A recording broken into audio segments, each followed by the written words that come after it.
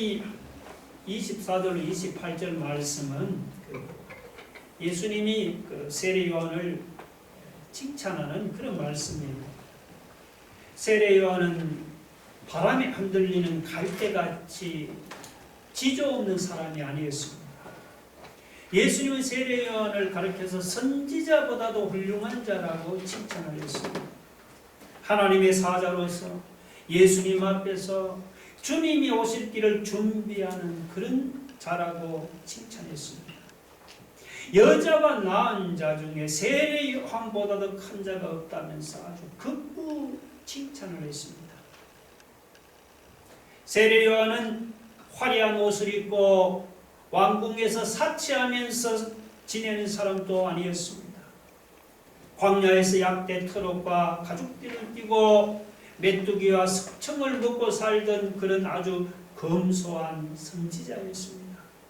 그러면서도 타락한 지도자를 향해서는 독사의 자식들아 그러면서 거침없이 책망을 했습니다.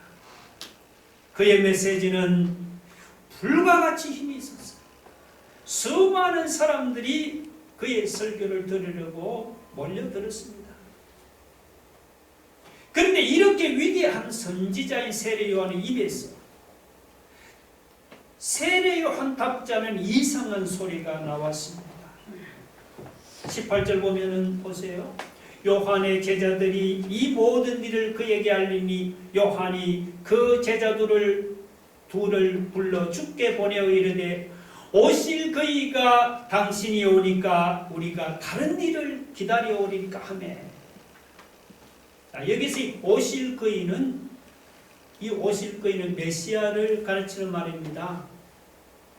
그래서 세례 요한이 예수님께 공개적으로 이런 질문을 했습니다. 당신이 과연 하나님이 약속하신 메시아입니까? 아니 무사람들에게 존경을 받던 세례 요한, 예수님을 메시아로 알아보고 예수님이 오실 길을 준비하던 위대한 선지자인 세례 요한이 오실 그이가 당신입니까? 그러면서 아니면 우리가 다른 사람을 기다려야 합니까? 그러면서 주님을 지금 의심하고 있습니다. 예수님도 칭찬하시던 위대한 선지자인 세례 요한이 여러분 왜 갑자기 예수님을 의심하게 되었을까요? 그 이유를 두 가지로 한번 생각해 볼 수가 있습니다. 첫째는 환경의 악조건 때문입니다. 환경의 악조건 때문에 믿음이 좋다는 세례 요한도 잠시 예수님을 의심하게 되었습니다. 오늘 본문에는 세례 요한이 그냥 제자 중 둘을 불러서 예수님께 보내었다고 되어 있죠. 그런데 마태복음을 보면은요, 세례 요한이 감옥에서 제자들을 예수님께 보냈다고 되어 있습니다. 마태복음 한번 11장 2절 볼까요? 자, 같이 한번 읽어보실래요? 시작. 요한이 옥에서 그리스도께서 하신 일을 듣고 제자들을 보내라. 이 옥이라는 것은 감옥이에요. 지금은 그래도 감옥이 많이 좋아졌지요. 근데 세례 요한 당시 감옥은 말이 아니었습니다. 그냥 큼큼한 토구를 파고 입구를 쇠창살로 막아 놓으면은 그게 바로 감옥이었습니다. 바람이나 햇빛이 통하는 창문도 없습니다. 1년 360일 캄캄하고 습빛 차고 추운 곳이 바로 감옥이에요. 이런 감옥에 갇히게 되니까 세례 요한도 그만 믿음이 흔들리고 잠시 예수님을 의심하게 되었습니다. 세례 요한같이 그렇게 위대한 신앙인물도 믿음에 대해서 이렇게 의심하고 회의적이 되었습니다. 그렇다면 여러분 하물며 우리 같은 보통 사람이야 더 이상 무슨 말을 하겠습니까? 여러분 지금 주의를 잘 지키고 지금 내가 믿음 생활을 잘한다고 여러분이 찬음만 했어. 나는 신앙생활에서 나는 절대로 넘어지지 않아. 나는 하늘이 두 쪽 나도 나는 주님을 절대로 부인하지 않아. 여러분 이렇게 말하지 마세요. 환경이 좋을 때는 믿음 생활을 잘하다가도 환경이 나빠지면 믿음이 흔들리는 것이 그것이 사람의 마음이에요. 목사도 마찬가지입니다. 지금 잘 믿는다고 교만하게 내 믿음을 여러분 자랑하지 마세요. 환경이 나빠지면 나도 넘어질 수가 있습니다. 그래서 우리가 믿을 것은 주님뿐입니다. 환경이 좋으면 여러분 좋은 대로 주님을 믿고, 환경이 나쁘면 나쁜 대로 겸손하게 주님만 바라보고 주님만 의지하기를 바랍니다. 아멘. 두 번째는 세례 요한이 예수님을 잘못 알았기 때문에 그가 예수님을 의심했습니다. 세례 요한은 예수님이 메시아가 오시면은 세상을 심판하는 줄로만 알았습니다. 그러나 메시아는 세상에 오셔도 물론 심판도 하지만 본문을 보시면은 맹인을 보게도 하고 병자를 고치고 그리고 죽은 자를 살리고 복음 전하는 일도 하십니다. 세례 요한은 그것을 몰라서 잠시 주님을 의지하고 믿음이 흔들렸습니다. 23절에 보면 뭐라고 합니까? 누구든지 나로 말미암아 실족하지 아니하는 자는 복이 있도다 했습니다. 이것은 사람이 예수님을 잘못 알고 있으면은 예수님 때문에 실족하거나 혹은 넘어진다는 그런 말이에요. 오늘 여러분 우리도 예수 믿고 교회는 다니지만 혹시 예수님을 잘못 알고 있지는 않습니까? 만약에 여러분이 예수님을 잘못 알고 있으면 우리도 세례 요한처럼 예수님을 의심하거나 혹은 믿음이 흔들리게 될 것입니다. 코로나로 생계만 흔들리는 것이 아니고 우리 믿음도 많이 흔들립니다. 이런 위기의 때 여러분 어떻게 하면 눈에 보이지 않는 예수님을 우리가 의심하지 않고 바로 믿을 수가 있겠습니까? 우리가 예수님을 바로 알고 예수님을 우리가 바로 믿으려면 우리가 성경을 바로 알고 성경을 바로 믿어야 합니다. 성경을 바로 알고 성경을 바로 믿는 것 말고는 우리가 예수님을 바로 알고 바로 믿는 방법이 없어요. 세례 요한은 예수님을 잘못 알아서 예수님을 의심했습니다. 우리 믿음도 의심이 생기고 흔들리면은 여러분 성경을 가까이 하시고 성경을 읽고 묵상해 보세요. 성경을 읽고 묵상하면은 희미하게 보이는 예수님이 분명하게 보이게 됩니다. 성경을 읽고 묵상하면 우리의 마음의 의심이 사라지고 흔들리는 우리의 믿음이 견고하게 세워질 줄로 믿으시 바랍니다.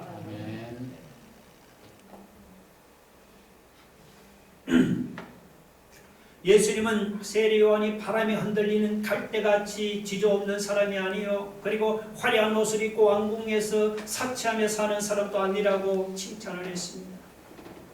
예수님은 세례 요한을 선지자보다도 훌륭한 자요 그리고 여자가 낳은 자 중에 그보다 더 큰 자가 없다면서 아주 칭찬을 했습니다. 물론 여러분 세례 요한이 지조가 있고 사치하지 않았다는 것은 맞는 말이죠. 자, 그런데 이 말씀 중에 여러분 세례 요한이 선지자보다 훌륭하고 세례 요한이 여자가 낳은 자 중에 가장 큰 자라는 이 말은 잘 이해가 안 되는 말이에요. 성경을 보시면은 모세나 엘리야 같이 세례 요한보다도 훌륭하고 위대한 선지자가 얼마든지 있습니다. 자, 그런데도 예수님은 세례 요한이 가장 훌륭한 선지자라고 이렇게 칭찬을 했단 말이죠. 그 이유가 뭘까요, 여러분? 한번 생각해 보셨습니까? 어째서 여자가 낳은 자 중에서 세례 요한이 가장 위대한 자입니까?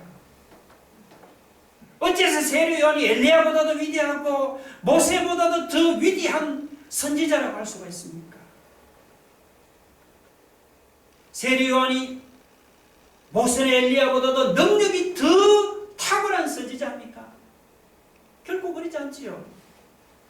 능력으로 보면은 모세나 엘리야가 차라리 세례 요한보다 더 탁월한 선지자라고 할 수 있습니다. 그렇죠? 여기서 세례요한이 여러분 가장 훌륭한 선지자라는 것은 능력 면에서 그렇다는 말이 아닙니다. 이 모세나 엘리야는 능력 있는 종이었죠. 능력 있는 종이지만 그러나 그들은 예수님이 오실 길을 직접 닦고 준비하지는 않았습니다. 반면에 세례요한은 예수님 바로 앞에서 예수님 오시기를 직접 닦고 준비했죠. 그런 점에서 말이죠. 그런 점에서 세례요한은 모세나 엘리야보다도 더 위대한 선지자였습니다.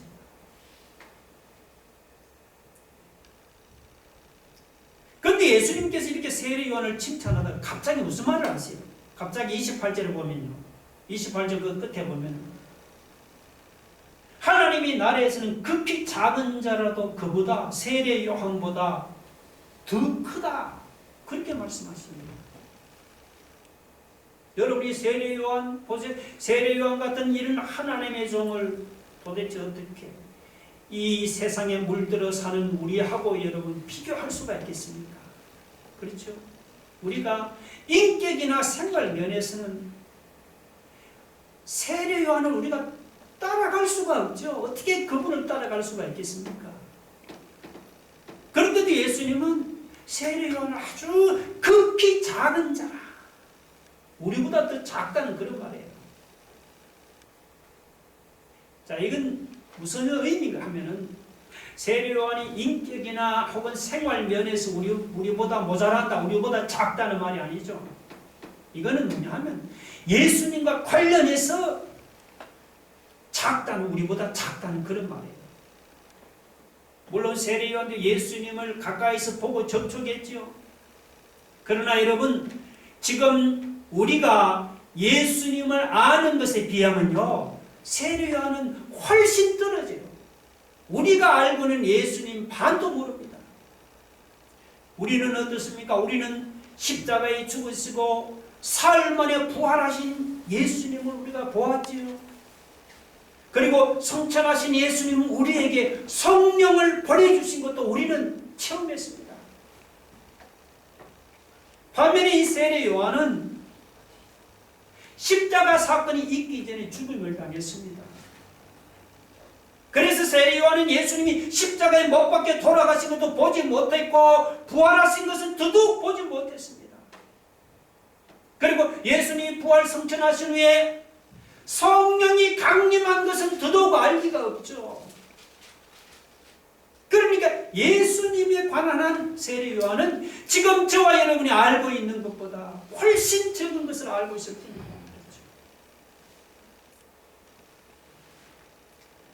여러분, 세례요한이 인격이나 신앙면에서 아무리 위대한 선지자라고 해도 예수님에 관한 한 지금 우리는 세례요한보다도 더 많은 것을 보고 경험했단 말이죠.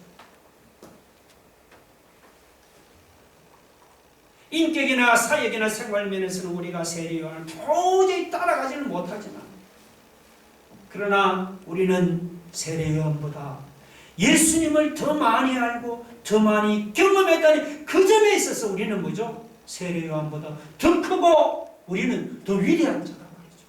예수님께서 그렇게 말씀합니다. 자, 그런데 여러분, 이 세례요한은 예수님에 대한 적은 지식을 가지고도 그는 목숨을 걸고 예수님을 증거했습니다. 그렇죠? 구약의 선지자들도 마찬가지였습니다. 구약의 선지자들은 여러분, 이 세례요한에 비하면은 그들은 예수님을 아는 것이 훨씬 더 적었습니다. 그들은 저 멀리서 오실 메시아를 희미하게 알고 있을 뿐이었습니다. 그런데도 구약의 선지자는 어떻게 했죠? 자기들이 그렇게 희미하게 알고 있는 그 메시아를 그들은 목숨을 걸고 증거했습니다. 그렇죠? 그렇다면 그들에 비해서 우리는 어떻습니까? 우리는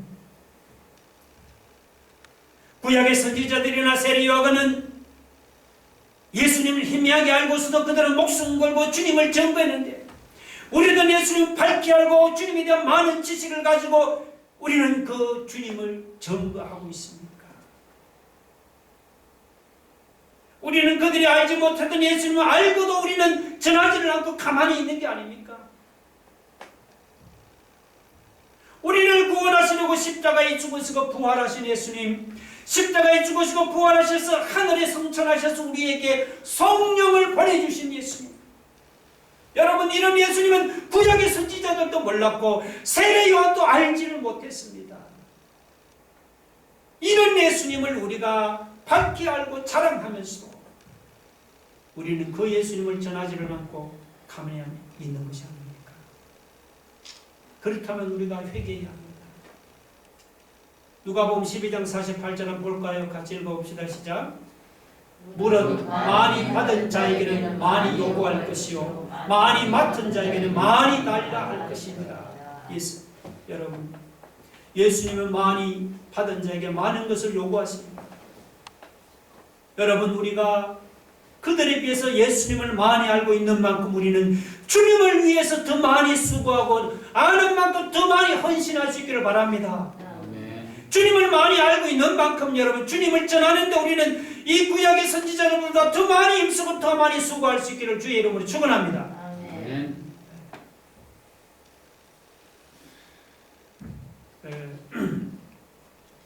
이 코로나가 아니면은 아마 지금쯤 교회마다 전도하느라고 무척 바쁠 것입니다. 뭐 총동원 전도주의 혹은 무슨 이런 양 찾기 운동이니 혹은 태신자 전도 운동이나 하면서 교회마다 전도에 힘쓸 때입니다. 근데 우리가 전도를 해보면 의외로 사람들이 복음에 무관심하고 그리고 복음을 배척하는 것을 우리가 온몸으로 느끼게 됩니다. 그래서 많은 사람들이 어때요? 전도하다가 실망하고 낙심하게 되죠. 예를 들면 길거리 나가 한번 노방전도를 해보세요. 길을 기우는 사람이 한 명도 없어요. 오다가 시시 옆으로 막 가잖아요. 시끄럽다고 그냥 눈살 막 찌푸리고 막. 문서전도도 마찬가지예요.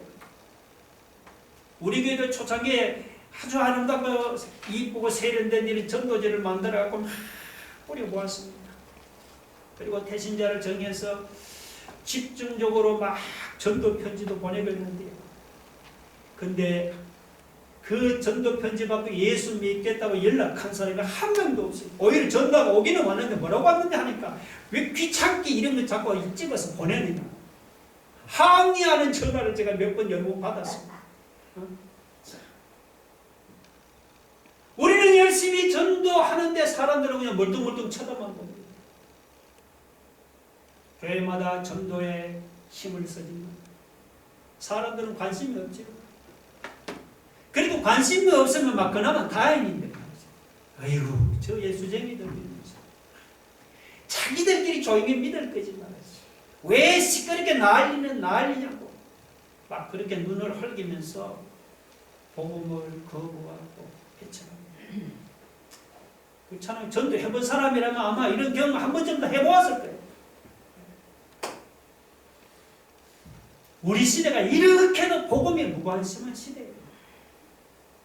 그냥 복음이라면은 맹목적으로 배척하고 거부하는 이런 어려운 시대를 우리가 살아가고 있습니다. 그렇다고 여러분 낙심하거나 실망하지 마세요. 우리 시대만 사람들이 이렇게 복음에 무관심하고 복음을 배척하는 것이 아닙니다. 자, 오늘 본문을 보세요. 예수님이 전도하시는데도 사람들은 어때요? 복음에 무관심하고 복음을 배척했잖아요. 그래도 일반 백성이나 세리들은 좀 달라죠. 29절에 보면 일반 백성이나 세리들은 세례 요한의 설교를 듣고 회개하고 세례를 받기도 했습니다. 그리고 세례 요한의 설교를 듣고 세례를 받은 만큼 그들은 어때요? 그래도 예수님의 말씀도 잘 받아들여서 하나님은 어렵다고 인정을 했습니다. 29절에 보면 근데 문제는 바리새인들이 문제예요. 바리새인. 이 바리새인과 율법 교사들은 소위 종교 전문 종교인들입니다. 그런데 하나님을 잘 믿는다는 전문 종교인들이 세례 요한의 설교를 듣지도 않고 세례를 받지도 않고 그리고 예수님의 말씀도 받아들이지를 않았잖아요. 세대를 거기 보면 비유, 장터에서 놀고 있는 아이들 비유를 들어서 책망을 하고 있죠. 31절 밑에 보면 당시 그 아이들은 그 장터에서 이 결혼식 놀이나 혹은 그 장례식 놀이를 하고 놀았습니다. 이렇게 피리를 불고 춤을 추면서 결혼식 놀이를 막 하다가 재미없으면 또 반대로 막 곡을 하고 울고 이러면서 장례식 놀이를 하고 놀았단 말이죠. 근데 그런 놀이가 처음에는 막 재미있지만 하다 보면 한참 하다 보면 재미가 없고 시시해지죠. 예수님 당시 유대 사회가 그와 같았습니다. 예수님이 열심히 복음을 전했지만 사람들이 전혀 관심을 기울이질 않았습니다. 피리를 부르도 춤을 추지 않고 슬피 울어도 가슴을 치지 않는 그런 무관심한 아이들의 모습이 뭐냐? 그것이 당시 유대 사람들의 모습이 그랬습니다. 복음에 무관심한 것은 그래도 다행입니다. 이 유대인들의 바리새인들의 마음이 얼마나 강파가 얼마나 완악했던지 복음을 전하는 예수는 무조건 뺏어가고 막 거부했습니다. 예를 들면 세리요한이 광야에서 검소한 생활을 하면서 복음을 전하니까 사람들은 뭐라고 비난했습니까? 세리요한을 가르쳐서 세리요한이 귀신 들리고 미쳐서 먹지도 않고 마시지도 않는다면서 막 그렇게 비난을 하잖아요. 그죠? 반면에 예수님은 어때요? 예수님은 오셔갖고는 세리요한하고 달랐죠. 예수님은 막 사람들과 같이 어울리고 그리고 사람들과 같이 먹고 마시면서 그러면서 막 복음을 전했잖아요. 자, 그러니까 사람들이 이번에는 어떻게 합니까? 예수님이 먹기를 탐하고 포도주를 즐기면서 저 세리와 죄인들과 같이 어울려 지낸다면서 막 비난하죠. 그러니까 금욕적이면은 금욕적이라고 비난하고 예수님처럼 그냥 인간적이면은 그냥 인간적이라고 막 비난했습니다. 여러분 보세요. 하나님의 아들이신 예수님이 직접 오셔서 복음을 전하는데도 사람들이 이렇게 복음에 무관심하고 이렇게 복음을 거부하고 복음을 배척했습니다. 그렇지만 하물며 오늘 우리같이 이렇게 부족하고 우리같이 허물 많은 사람이 여러분 우리가 복음을 전하는데 어찌 사람들이 아멘 아멘 하면서 잘 받아들이겠습니까? 그렇게 기대한다면 기대하는 우리가 크게 착각한 겁니다. 그렇잖아요? 예수님이 복음을 전하는데도 사람이 안 받아들였단 말이죠. 그러니까 사람들이 복음에 무관심하다고 배척한다고 우리가 낙심해서는 안 됩니다. 사람들이 복음에 무관심하고 복음을 배척하는 것이 뭐죠? 오히려 당연한 것이죠. 당연한 일이에요.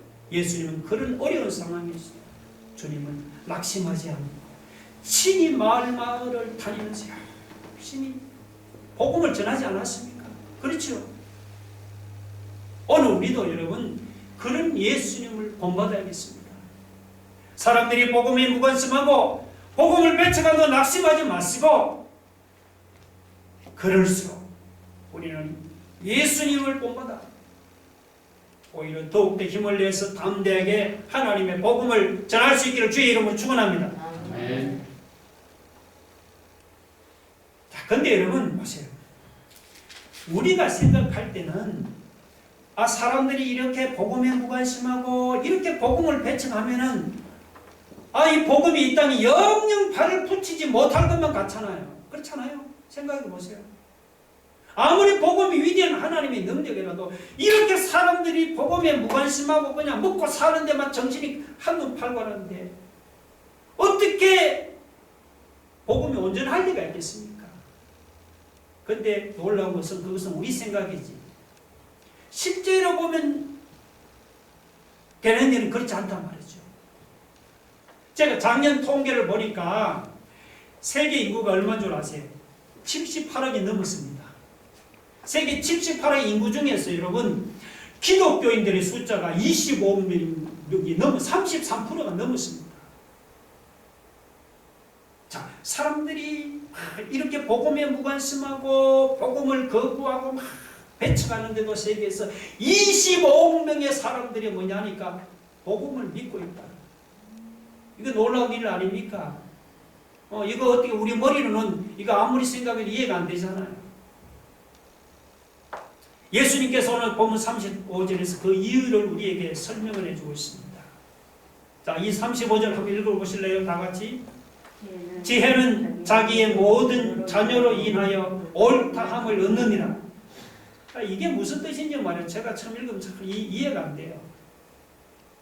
이 지혜라는 것은 여기 하나님의 지혜인 복음을 가르칩니다. 이 지혜라는 것은 하나님의 지혜인 복음은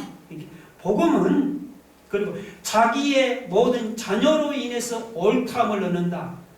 자기의 모든 자녀, 이거는 바로 지혜의 복음을 믿고 그 복음의 가르침을 받아들이고 그 복음을 따르는 우리를 가르치는 예수 믿는 신자를 가르칩니다. 우리. 그러니까 하나님의 지혜인 복음은 배척하는 사람들에게는 관심이 없지만 그러나 그 복음을 믿고 받아들이고 따르는 예수 믿는 자녀, 그의 자녀들에게는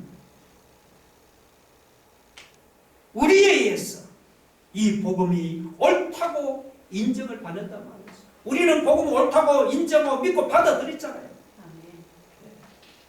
그리고 복음을 받아들이지 않는 사람은 아무리 복음을 전해도 소용없어요. 복음을 받아들이는 사람은 누가 와서 전도하고 누가 와서 설교를 해도 이런 흥미가 없습니다. 그냥 돈 이야기하면 그게 기만 반짝반짝하지. 그런데 저와 여러분같이 이렇게 복음을 믿고 받아들이는 사람들은 어떡합니까? 누구든지 새 사람으로 변화되잖아요. 복음을 통해서. 복음을 배척하는 사람에게는 복음이 무관심거리지만 저와 여러분이니까 복음을 받아들이는 사람에게는 그 복음이 바로 여러분 믿어보니까 하나님의 능력이 아니던가요? 하나님의 능력이죠. 실제로 기독교 역사를 보면은 복음을 믿고 새 사람으로 변화된 사람이 얼마나 많은지 몰라요. 우리 잘 아는 사도 바울 잘 아시죠? 얼마나 예수 믿기 전에 기독교인을 핍박했습니까? 그렇게 예수 믿는 사람은 감옥에 가던 지독한 핍박자가 부활하신 예수님을 만나면 목숨을 걸고 그 예수님을 전하는 전도자로 변화되잖아요. 그렇죠? 여러분, 이 초대교회의 신학적인 토대를 마련한 그 아주 어거스틴이라는 유명한 교부가 있습니다. 근데 그 어거스틴이 처음부터 신실한 하나님 종이 아니었습니다. 청년 시절은 아주 방탕한 생활을 일삼다가 어느 날 그가 복음을 듣고 회개하여 새 사람으로 변화되었습니다. 그 후로 어거스틴은 교회사에 사도 바울 다음으로 아마 영향력을 끼친 위대한 인물이 되었습니다. 여러분, 한국교회에 그 김익두라는 유명한 목사님이 계세요. 근데 그분도 처음부터 목사는 아니었습니다. 청년 때는 장날만 되면 장에 가서 술에 취해서 사람을 때리고 그리고 물건 파는 광주리를 막 둘러엎기가 일수했습니다. 근데 그런 김익두가 어느 날 선교사가 전해준 복음을 듣고 그가 새 사람으로 변화됐습니다. 그 우리 김익두가 말이죠, 술주진 뱅이요 깡패에서 그가 목사로 변화됐습니다. 그러니까 복음이 들어가면은 술주정 뱅이가 전도자로 변화되고 깡패가 목사로 변화되고 이 복음이 들어가면은 알코올 중독자, 마약 중독자까지 소망 없는 사람이 여러분 새 사람으로 변화됩니다. 아마 이런 간증을 한두 번 안 들어보는 사람이 없을 것입니다. 이렇게 복음이 들어가는 곳에는 여러분 사람이 뒤집어지고 사람이 바뀌는 일은 놀라운 변화가 일어납니다. 왜 복음이 사람들이 이렇게 복음을 거부하고 관심 없고 배척하는데도 이 복음이 없어지지 않는 이유가 바로 여기에 있는 거예요. 여러분, 1000명이 복음을 배척하고 거부하는데도 그 중에 만약에 한 명이 복음을 받아들입니까? 그러면 복음을 받아들인 그 한 명을 통해서 놀라운 복음의 역사가 일어나는 거예요. 그래서 여러분, 사람들이 아무리 복음에 무관심하고 복음을 거부하고 복음을 배척해도 오늘도 복음은 없어지지 않고 믿는 그 한 사람을 통해서 복음이 전파되어 나가는 거예요. 오히려 사람들이 복음을 거부하고 무관심을 배척할수록 복음은 믿는 사람을 통해서 더욱더 힘있게 전파되어 나가는 거예요. 말씀 마치겠습니다. 지금 우리 시대는 복음에 무관심한 시대, 복음을 배척하는 시대입니다. 누가 설교하고 누가 복음을 전해도 사람들은 들으려고 하지 않습니다. 얼마나 마음이 완악하고 강팍한지 그냥 매일목적으로 복음을 거부하고 배척합니다. 그래도 우리는 낙심할 것이 아니죠. 디모데후서 4장 2절 한번 볼까요? 같이 한번 봅시다. 시작. 너는 말씀을 전하라. 때를 얻든지 못 얻든지 항상 힘쓰라. 사람들이 듣든지 안 듣든지, 때를 얻든지 못 얻든지 신경 쓰지 말고 우리 열심히 복음을 전하면 말이죠. 이 복음을 거부하고 배척하는 사람에게는 복음의 능력이 나타나지 않죠. 그 중에 한 명이라도 우리가 전한 복음을 믿고 받아들이는 사람에게는 이 복음이 그 사람을 변화시키는 하나님의 능력으로 나타날 줄로 믿으시기 바랍니다. 복음을 안 받아들이는 사람이 마음의 문을 열고 복음을 받아들이면은 복음 때문에 인생이 바뀌고 복음 때문에 인생이 뒤집어지는 오늘 이런 놀라운 역사가 오늘 이 시간에 나타날 줄로 믿으시기 바랍니다. 아멘. 우리 한번 기도하겠습니다. 여러분, 얼마나 참 완악하고 강팍한 시대입니다. 그러나 여러분, 1000명이 복음을 배치해요. 그 중에 한 명이 복음을 받아들이면은 그 한 사람을 통해서 그런 변화가 나옵니다. 바로 우리가 그 사람들 아닙니까? 우리가 그렇게 변화된 사람이 아닙니까? 그러므로 우리는 낙심하지 마. 우리는 때를 열심히 전하는 거예요. 여러분, 우리는 구약의 선지자나 세령 요한보다 우리는 더 위대한 자다. 왜? 우리는 예수님을, 부활의 예수님, 성령 주신 예수님, 십자가 예수님 우리가 보고 경험합니다. 여러분, 예수님이 경험한 그 십자가에 죽으신 예수님, 부활의 예수님, 우리에게 성령을 주신 그 예수님을 여러분이 경험했다면 내가 알고 있는 그분을 우리가 전가하는 삶을 살아가게 하옵소서. 다 같이 한번 통성을 기도하겠습니다. 하나님 아버지, 이렇게 완악하고 강팍한 시간, 그래도 우리가 그 복음을 믿고 우리가 변화되지 않습니까? 그 복음을 믿고 변화된 우리를 통해서 그 복음은 지금도 전파되고 있습니다. 아버지, 세상 사람이 복음에 무관심하고 배척하고 낙심하고 내를 어떤지 못 어떤지 우리가 전하면 그 복음을 받아들이는 한 사람을 통해서 아버지 하나님 놀라운 역사가 나타나고 있습니다. 주여 하나님 아버지, 오늘 우리가 그 믿음을 가지고 낙심하지 말고 전하는 것 같습니다. 사람이 변하는 이런 역사가 나타나고 있습니다. 우리는 연약하고 부족하다. 그러나 우리는 우리를 위해 십자가에 죽으신 예수 그리스도, 부활하신 예수 그리스도, 우리에게 성령을 주신 예수 그리스도 우리가 밝게 알고 믿고 있지 않습니까? 아브라함이나 그에게 선지자가는 예수는 희미하게 알고 있으면서 그분을 예쁘다는 모습을 보여줍니다. 우리는 이 놀라운 예수님을 알고도 어떻게 입을 닫고 가만히 있을 수 있습니까? 하나님, 우리가 믿고 알리는 이 놀라운 예수 그리스도, 이 복음을 주여 우리도 힘있게 전가할 수 있는 그런 전도자가